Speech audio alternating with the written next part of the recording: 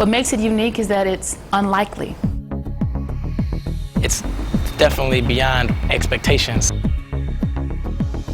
Young people always have something to say. I think it's absolutely vital that people recognize the importance of this, because if you don't, then you're basically taking away what is the cultural matrix of this generation. This is not just something that happens on the corners and back alleys and in basements and in rec centers.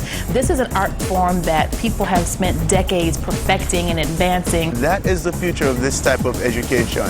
What is the reality of our young people, and how can we use their own stories to help to educate them about what is happening in the rest of the world? It's academia and it's street arts come together, and you have these students have a chance to experience and excel in both. That's unique. It's a first. First Wave and the First Wave learning community here at the University of Wisconsin is groundbreaking. The First Wave Spoken Word program is an urban arts initiative at the University of Wisconsin. It allows the university to be the first of its kind in this particular genre and lead the nation as an example of how you can integrate young, talented artists from urban core areas into the fabric of their campus life. The First Wave Spoken Word program is a scholarship program where we offer top scholars across the country who are also spoken word artists the opportunity to receive a scholarship here, to receive a top-notch education, but at the same time to express themselves through their art form and through performances both locally and across the country. Having students with the talent that these students have, and students who bring to the campus a new art form, or a relatively new art form, that so enriches the education and the lives of everyone else. That makes it a lot more than just another diversity program. It makes it a spectacular diversity program. We're the only outlet for young people who are scholastic stars, if you will, who are also spoken word stars, to really express themselves in a higher education setting. So pretty unique program, something we're very, very proud of. We look at the positive elements of hip-hop performance, and we try to see how we can use that as tools for education. When this program was initially described, I think everyone who heard about it goes, really? College? Hip-hop?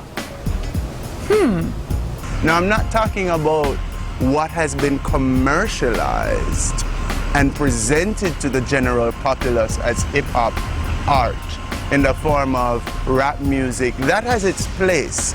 That is one thing. That is just one manifestation of something much more stronger. At the core of hip-hop is honesty and truth and brotherhood and storytelling and support and community. You know, there are some interesting similarities to what's taking place within hip-hop arts and what happened with jazz. But back at the beginning of last century, you know, jazz obviously started with very much embedded in local communities, you know, in New Orleans, and made its way up north, obviously, and then became America's great art form. Hip-hop has been growing so fast and has been affecting communities all over the world in a trend that nobody would expect. There's nothing that can stop what is honest and what is truthful and what makes sense for people. The most beautiful component of this program is the fact that it encourages young people to believe in what they think. It's a way of validating the personal narrative. It's a way of validating the personal experiences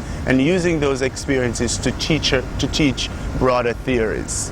We've had a 100% retention rate of all the students that have integrated into our program, and the academic profile of the students is extremely strong.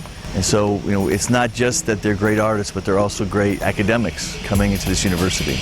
It's like a twofold thing that's really bridging the gap and is pushing young artists to be young scholars and young scholars to be young artists.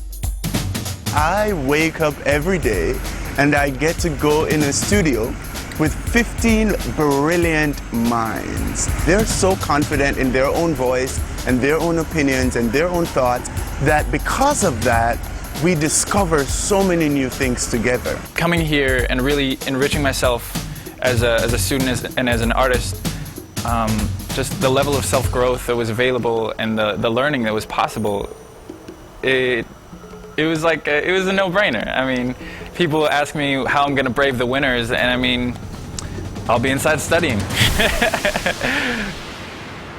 The benefit of First Wave to the university goes far beyond having it be one of the most interesting and promising diversity programs.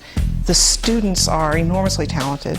Their performances are outstanding and moving. It's very visceral, it's transformative.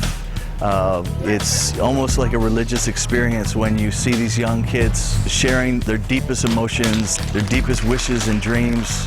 And once you go to one of these events, you'll never be the same. First Wave is a blessing. First Wave is a gift to this community. My personal hope for this program would be to see it everywhere. To be able to see First Wave programs at universities across the United States. I hope that other universities will follow our lead and establish programs of this sort.